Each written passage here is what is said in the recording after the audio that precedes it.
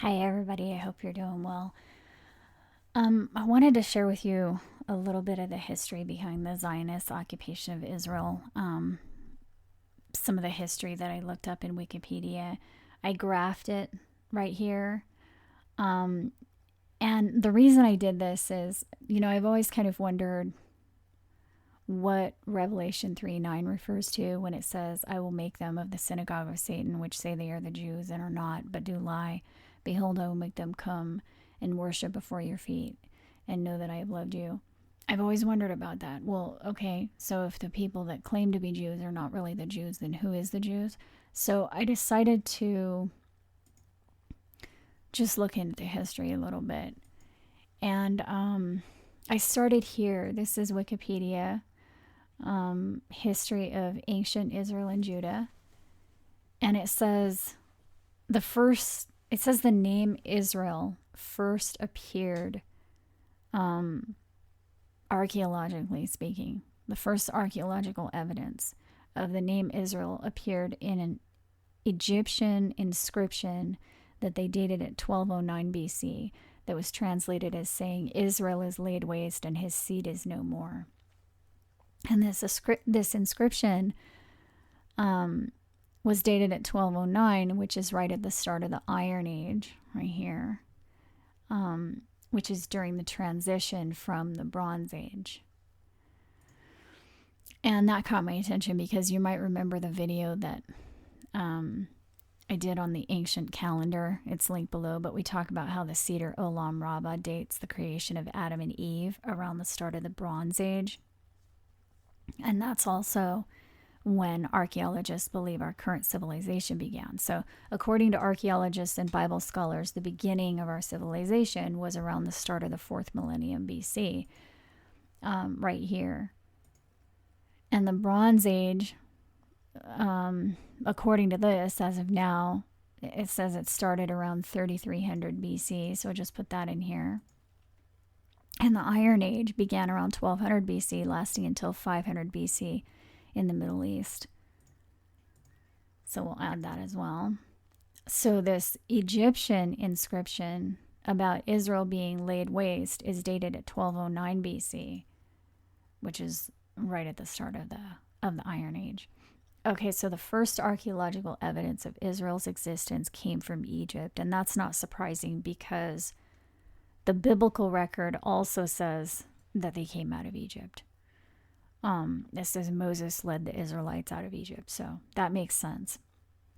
And then it goes on to talk about how archaeological surveys of the Israeli territories reveal that there was this sudden emergence, specifically around 1200 BC, of a new culture in the hills of Canaan that was very different from the Canaanite societies that existed there around that time. So around the same time of the Egyptian inscription, there were these unusual settlements in the hills of Canaan that appeared, apparently. And that was in this area right here, between Mesopotamia and Egypt. And that also confirms what the biblical record says, because it says Moses led them out of Egypt and into the already populated land of Canaan. But I guess for archaeologists, the existence of Israel became more apparent during the 9th century BC, because there's an inscription by an Assyrian king naming Ahab the Israelite among his enemies at a battle that occurred in 853 BC. And then there's also this inscription by the king of Moab, dated at 830 BC, with what is generally thought to be the earliest non-biblical reference to the name Yahweh. So again, that's archaeological evidence of Ahab the Israelite and the name Yahweh in 853 and 830 BC.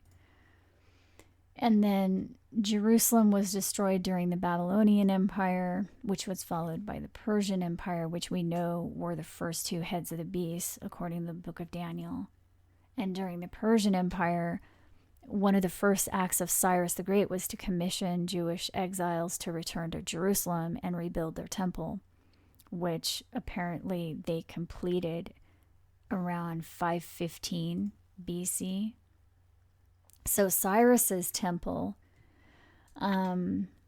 apparently existed from around 515 or 16 BC by other sources and lasted until 70 CE. And it was built during the Persian Empire, which was the second phase of the beast.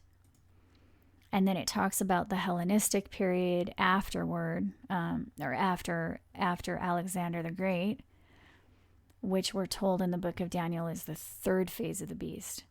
And then after that, the Roman Empire was the fourth phase of the beast. And just a few years before the rise of the Roman Empire, in 40 BC, the Roman Senate appointed Herod as the king over the Jews. Right here. And at that point, it seems the territories of Israel belonged to Rome. And then it talks about the early religion, and it says that the earliest Israelite inscription alluding to Yahweh is dated to the 7th century. So that other one came from some other culture. The word Yahweh, the first time it was ever seen, was by some other culture, not the Jews. And the first time it was found inscribed in an Israelite artifact was during the 7th century. And this is one source of that right here. I don't know how to pronounce that. These drawings that scholars think date to the 6th century. It says right here. And so the words Yahweh and Jerusalem, I guess, are featured in the inscriptions, and they're dated to, according to this, the 6th century or the 7th century, which it says right here. So it's the earliest Israelite inscription including the name or depicting the name Yahweh. So that's right in here. The earliest Israelite inscription of the word Yahweh. And it's during the first phase of the beast. So the name Yahweh first shows up within the Israelite community according to archaeological evidence during the first phase of the beast. And that's interesting because Exodus 6:3 tells us, it seems to confirm that. It says Abraham, Isaac, and Jacob did not know God by the name of Yahweh. But the problem with that is the translations of the story of Abraham in Genesis 12, it does use the name Yahweh. So that seems to be proof right there that somebody altered the text over the last couple thousand years. Because clearly it says the name Yahweh was not known to Abraham in Exodus 6:3. But then when telling the story of Abraham's interaction with God, it uses the name Yahweh. So either Exodus 6:3 is inaccurate or Genesis 12:1 is inaccurate. I don't see how they can both be true.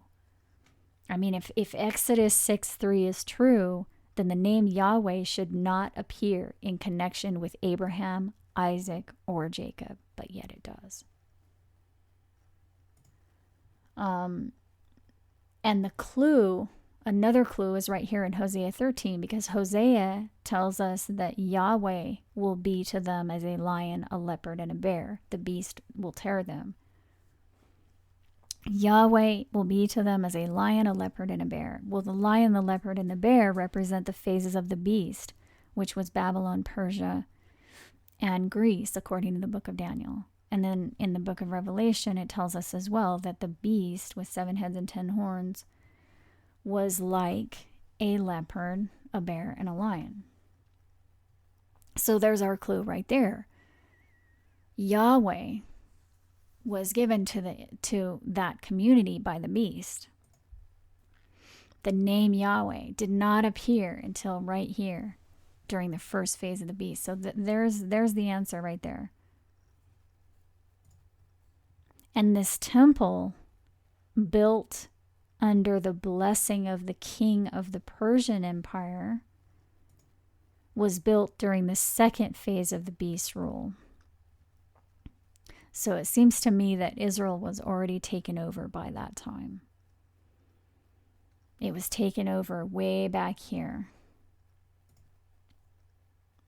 In fact, according to this Egyptian pharaoh right here, Israel was laid waste by the start of the Iron Age. So whoever the real Jews were, they dispersed long before the beast set up its reign in that particular region of the world. And the second temple period during the second phase of the beast was when the Torah was written, and also when circumcision and the idea, the institution of the synagogue became important. That was during the second phase of the beast. Right here. So that was when the Old Testament of the Bible was put together. Right here during the second phase. And actually that was also, it was actually the second and third phase of the beast, that time period.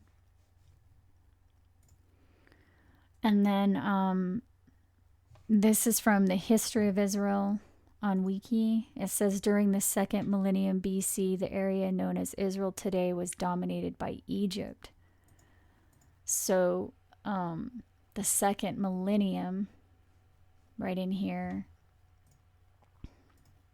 that strip of land between Mesopotamia and Egypt was dominated by Egypt, and that was during the Bronze Age.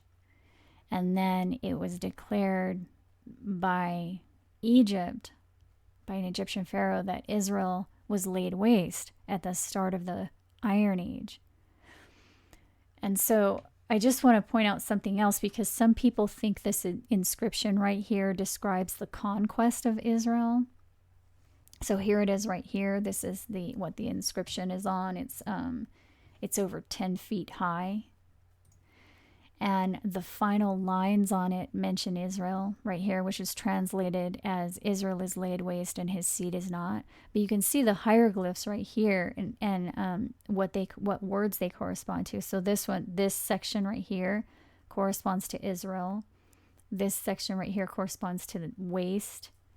Then this is negative, so no. And then this means seed or grain, so no seed or grain. And then this is translated as his or its.